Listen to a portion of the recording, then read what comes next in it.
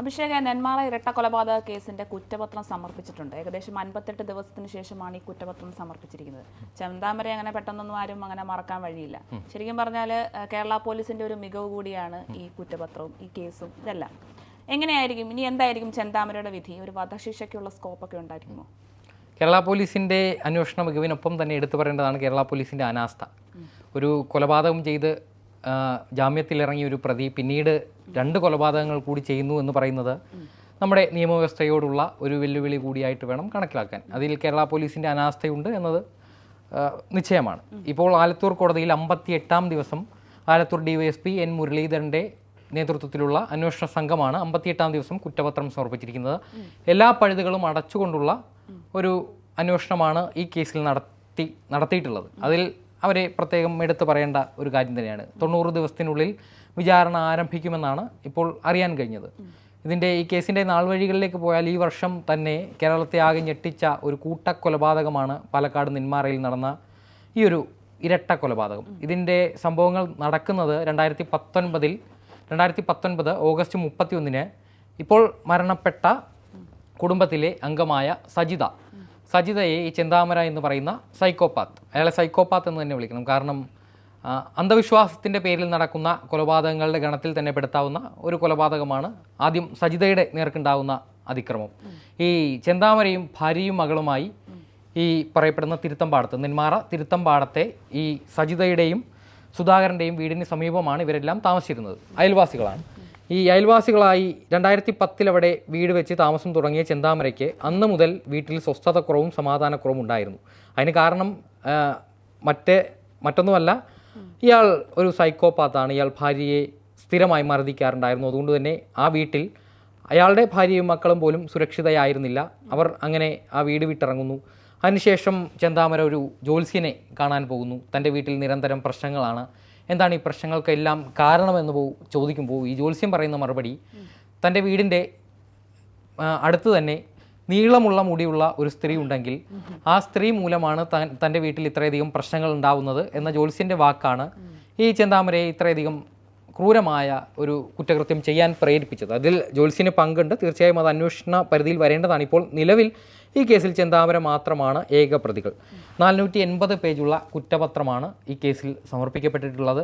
133 സാക്ഷികളും ഒരു ദൃക്സാക്ഷിയുമാണ് ഈ കേസിൽ കോടതിയിൽ പോലീസിന് ഹാജരാക്കാൻ സാധിക്കുന്നത്. അതിൽ ദൃക്സാക്ഷികളില്ലാതിരുന്ന ഒരു കേസാണെങ്കിലും പിന്നീട് ഒരു ദൃക്സാക്ഷി, പോത്തുണ്ടി സ്വദേശി ഗിരീഷ് എന്ന യുവാവ് സമീപത്തെ പാടത്ത് ആട് മേയ്ക്കുന്നതിനിടെ ഈ സുധാകരനെയും അമ്മ ലക്ഷ്മിയെയും ഈ ചെന്താമര ആക്രമിക്കുന്ന ഭയാനകമായ ദൃശ്യങ്ങൾ ഇയാൾ നേരിട്ട് കണ്ടിരുന്നു. അതിനെ തുടർന്ന് 2 ദിവസം ഇയാൾ പനി പിടിച്ച് വീട്ടിൽ കിടപ്പായിരുന്നു. അതിനുശേഷമാണ് ഇയാൾ പോലീസിന് മുന്നിൽ താൻ കണ്ട ഞെട്ടിപ്പിക്കുന്ന കാര്യങ്ങളൊക്കെ വെളിപ്പെടുത്തുന്നത്.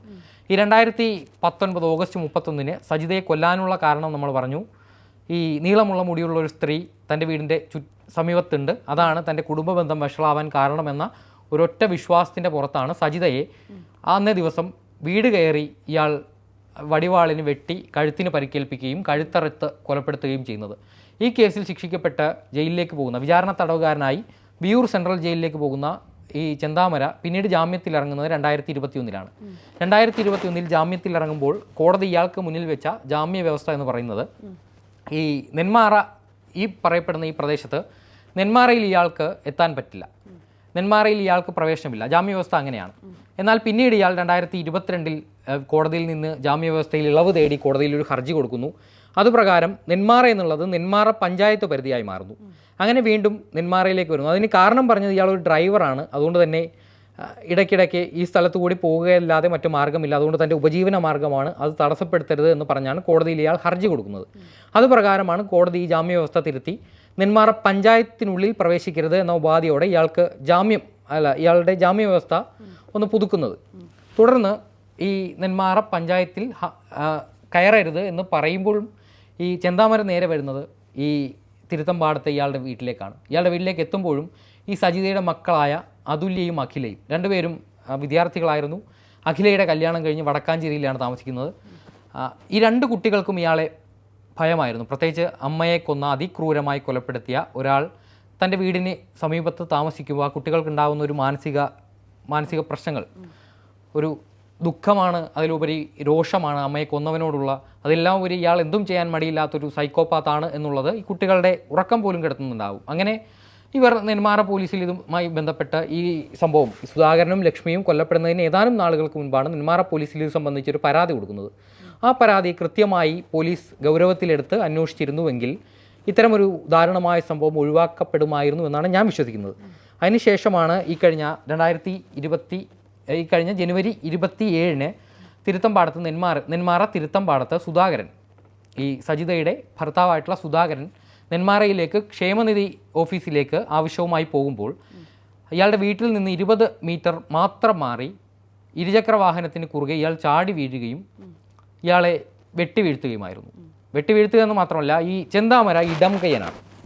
ഇടം കൈ ഉപയോഗിച്ച് അതോടൊപ്പം തന്നെ ദൂരത്ത് നിന്ന് വെട്ടാൻ സാധിക്കുന്ന തരത്തിൽ ഈ വടിവാളിൻ്റെ പിടിയിൽ മറ്റെന്തോ ഘടിപ്പിച്ചിരുന്നു.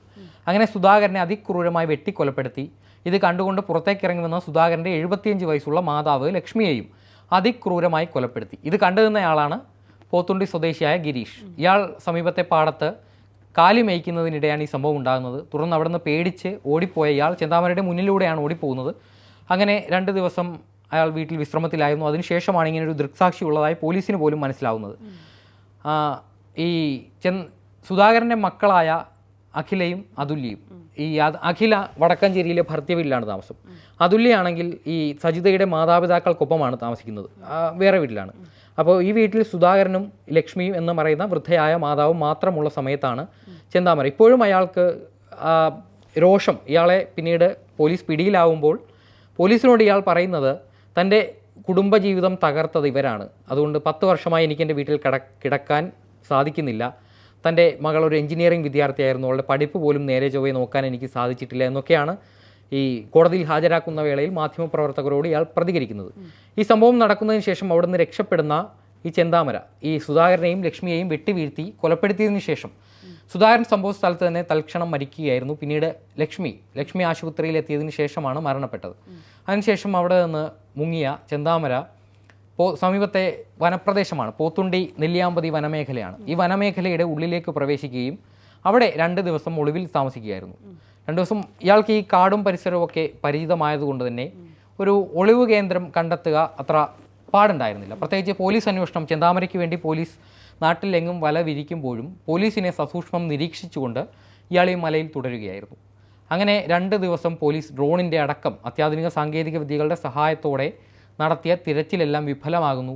പിന്നീട് ഇയാളുടെ സഹോദരനെ പോലീസ് കസ്റ്റഡിയിലെടുത്ത് ഇയാളുടെ എന്തൊക്കെയാണ് ദൗർബല്യങ്ങളെന്ന് ചോദിച്ചപ്പോൾ ചെന്താമരയ്ക്ക് ഒരിക്കലും വിശപ്പ് സഹിച്ചൊരിടത്ത് തങ്ങാൻ സാധിക്കില്ല എന്നാണ് സഹോദരൻ പറയുന്നത്. അതുപ്രകാരം പോലീസ് അവിടെ നിന്നുള്ള ചെന്താമരയ്ക്ക് വേണ്ടിയുള്ള അന്വേഷണം അവസാനിപ്പിച്ചു എന്ന് തെറ്റിദ്ധരിപ്പിച്ചു. കാരണം ഈ മലയുടെ മുകളിൽ നിന്ന് നോക്കിയാൽ ചെന്താമരയ്ക്ക് ഈ പോലീസ് എന്താണ് ചെയ്യുന്നതെന്ന് കൃത്യമായി മനസ്സിലാക്കാൻ സാധിക്കും. എന്നാൽ പോലീസിന് ചെന്താമര എവിടെയെന്ന് അറിയില്ല. അങ്ങനെ ചെന്താമര ഭക്ഷണം തേടി വരുന്നതും കാത്തിരുന്നു. ജനുവരി 28-ാം തീയതി അർദ്ധരാത്രിയോടെ ചെന്താമര ഭക്ഷണം തേടി ഇറങ്ങുന്ന സമയത്താണ് പോലീസ് ഇയാളെ കസ്റ്റഡിയിലെടുക്കുന്നത്. കസ്റ്റഡിയിലെടുത്ത അന്ന് മുതൽ പ്രദേശത്താകെ വലിയ ജനരോഷമായിരുന്നു. ഇയാളെ തെളിവെടുപ്പിന് കൊണ്ടുവരുന്ന ഘട്ടത്തിൽ ഇയാളെ ഞങ്ങൾക്ക് വിട്ടുതരുമെന്നടക്കം നാട്ടുകാരടക്കം ആക്രോശിച്ചുകൊണ്ട് ഇയാൾക്ക് മേൽ പാഞ്ഞെടുക്കുന്നുണ്ടായിരുന്നു. കാരണം ഒരു കൊലപാതകം നടത്തി അതിൻ്റെ വിചാരണ തടവുകാരനായി വിയ്യൂർ സെൻട്രൽ ജയിലിൽ കഴിയവേ വീണ്ടും പുറത്തിറങ്ങി 2 ചോര മരവിപ്പിക്കുന്ന കൊലപാതകങ്ങൾ നടത്തുക എന്ന് പറയുമ്പോൾ അയാൾ എത്രത്തോളം ഒരു സൈക്കോപാത്താണെന്ന് പറയേണ്ടി വരും. ഈ ഒരുപാട് പിഴവുകൾ, ചെന്താമരയ്ക്ക് രക്ഷപ്പെടാൻ ഒരുപാട് പഴുതുകൾ ഉണ്ടാകുമായിരുന്ന ഒരു കേസാണിത്. പ്രത്യേകിച്ച് ആദ്യഘട്ടത്തിൽ ഇയാൾ മാനസിക രോഗിയാണെന്ന തരത്തിലാണ് കോടതിയിലടക്കം അഭിനയിച്ചത്.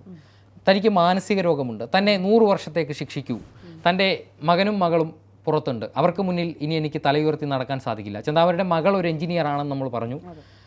മരുമകൻ ക്രൈംബ്രാഞ്ചിൽ ജോലി ചെയ്യുന്നൊരു ജീവനക്കാരനാണെന്നാണ് അറിയാൻ സാധിക്കുന്നത്. അങ്ങനെ ചെന്താമര കോടതിയിൽ പലപ്പോഴും ഇത്തരത്തിൽ പരസ്പര വിരുദ്ധമായ കാര്യങ്ങളാണ് പറഞ്ഞുകൊണ്ടിരുന്നത്. അതുകൊണ്ട് തന്നെ ഇയാൾ മാനസിക രോഗിയായി രക്ഷപ്പെടാനുള്ള പഴുതുകളുണ്ടായിരുന്നു. ഈ പഴുതുകളൊക്കെ പോലീസ് തന്നെ ഒരു മനോരോഗ വിദഗ്ധൻ്റെ സഹായത്തോടെ ഇയാൾക്ക് യാതൊരു കുഴപ്പവുമില്ല, ഇയാൾ എന്തും ചെയ്യാൻ മടിക്കുന്ന ഒരു സൈക്കോപാത്താണെന്നുള്ള കാര്യം കോടതിയിൽ തെളിയിച്ചതാണ്. അതോടൊപ്പം തന്നെ ഈ കേസിൽ ശാസ്ത്രീയ തെളിവുകൾക്ക് വളരെയധികം പ്രാധാന്യമുണ്ട്. ഈ സംഭവം നടന്ന് 15-ാം ദിവസം ഈ ചെന്താമര ഈ ആക്രമണത്തിന് ഉപയോഗിച്ച വടിവാളിൽ നിന്ന് ഈ ചോരപ്പാടുകൾ കണ്ടെത്തി. ചോരപ്പാടുകൾ മാത്രമല്ല, ഈ ലക്ഷ്മിയുടെയും സുധാകരൻ്റെയും ചോരപ്പാടുകൾ വടിവാളിലും ഇതിൻ്റെ പിടിയിൽ ചെന്താമര ആക്രമണത്തിന് മുതിരുമ്പോൾ ഇയാളുടെ ശരീരത്തിൽ മുറിവുണ്ടാകുകയും അതുവഴി ഈ വടിവാളിൽ പറ്റിപ്പിടിച്ച ചെന്താമരയുടെ രക്തവും DNA പരിശോധനയിലൂടെ വടിവാളിൻ്റെ പിടിയിലുണ്ടായിരുന്ന രക്തം ചെന്താമരയുടേതും വടിവാളിൻ്റെ തുമ്പത്തുണ്ടായിരുന്ന രക്തം ഈ ലക്ഷ്മിയുടെയും സുധാകരൻ്റേതുമാണെന്ന് DNA പരിശോധനയിലൂടെ 15-ാം ദിവസം ശാസ്ത്രീയമായ തെളിവുകൾ ലഭിച്ചു. അത് പാലക്കാട് SP-യുടെ പ്രത്യേക ഇടപെടൽ കാരണമാണ് അത്തരത്തിൽ ഇത്രയും പെട്ടെന്ന് ഈ ഒരു ശാസ്ത്രീയ തെളിവുകൾ ശേഖരിക്കാൻ പോലീസിന് സാധിച്ചത്. അതോടൊപ്പം തന്നെ ഈ സംഭവം നടക്കുന്ന സമയത്ത് ഇയാൾ ഇവിടെ ഉണ്ടായിരുന്നില്ല എന്ന് പറയാനുള്ള സാധ്യത കണക്കിലെടുത്തുകൊണ്ട് അത്യാധുനിക സാങ്കേതിക വിദ്യകളായ ജിയോ മാപ്പിങ്ങും അതുപോലെ തന്നെ മറ്റ് സാങ്കേതിക വിദ്യകളും ഉപയോഗിച്ച് ഈ കൃത്യം നടക്കുമ്പോൾ ഈ പരിധിയിൽ 40 മീറ്റർ പരിധിയിൽ ചെന്താമരയും മരണപ്പെട്ട സുധാകരനും ലക്ഷ്മിയും അടക്കം ഉണ്ടായിരുന്നു. ഈ ദൃക്സാക്ഷിയായ ഗിരീഷും ഉണ്ടായിരുന്നു എന്നതിനെ ജിയോ മാപ്പിംഗ് സാങ്കേതിക വിദ്യയുടെ അടിസ്ഥാനത്തിലാണ് ശാസ്ത്രീയമായ തെളിവുകൾ ശേഖരിച്ചത്. അങ്ങനെയാണ് ഇത്രയും ഒരു ദൃക്സാക്ഷി മാത്രമുള്ള കേസ് 133 സാക്ഷികൾ, അതിൽ പോലീസുകാരുടെ 7 പേരുടെ മൊഴിയാണ് രഹസ്യമായി രേഖപ്പെടുത്തിയിട്ടുള്ളത്. അങ്ങനെയാണ് ഇത്രയും വേഗം ഒരു കുറ്റപത്രം എല്ലാ പിഴവുകളും അടച്ചുകൊണ്ടുള്ള ഒരു കുറ്റപത്രം സമർപ്പിക്കാൻ പോലീസിന് സാധിച്ചിട്ടുള്ളത്. 480 പേജ് ഉണ്ടെന്ന് പറഞ്ഞു, 133 സാക്ഷികളുണ്ട്, 7 രഹസ്യമൊഴികൾ രേഖപ്പെടുത്തിയിട്ടുണ്ട്. ഇത്തരത്തിൽ പഴുതടച്ചുള്ള ഒരു അന്വേഷണമാണ് നെന്മാറ DYSP N മുരളീധരൻ്റെ നേതൃത്വത്തിലുള്ള അന്വേഷണ സംഘം ഈ ചൊവ്വാഴ്ച ആലത്തൂർ കോടതിയിൽ ഹാജരാക്കിയിട്ടുള്ളത്. ആലത്തൂർ കോടതിയല്ല, ഇതിന് ഏത് കോടതിയാണ് പരിഗണിക്കുന്നതെന്ന് വിചാരണ വേളയിലാണ് പറയാൻ സാധിക്കുക. എന്തായാലും 90 ദിവസത്തിനുള്ളിൽ ഈ കേരളമാകെ ഈ വർഷത്തിൻ്റെ ആദ്യം കേരളം ഞെട്ടിയ ഒരു ഇരട്ട കൊലപാതകത്തിൻ്റെ വിചാരണ 90 ദിവസത്തിനുള്ളിൽ തന്നെ തുടങ്ങുമെന്ന ശുഭാപ്തി വിശ്വാസത്തിലാണ് പോലീസ്. അതുകൊണ്ട് തന്നെ കേരള പോലീസിൻ്റെ അന്വേഷണ മികവിനൊപ്പം നേരത്തെ പറഞ്ഞ പോലെ അനാസ്ഥ കൂടി എടുത്തു പറയേണ്ട ഒരു കേസായിരുന്നു ഈ നെന്മാറയിലെ ചെന്താമര ചെയ്ത കൂട്ടക്കൊല.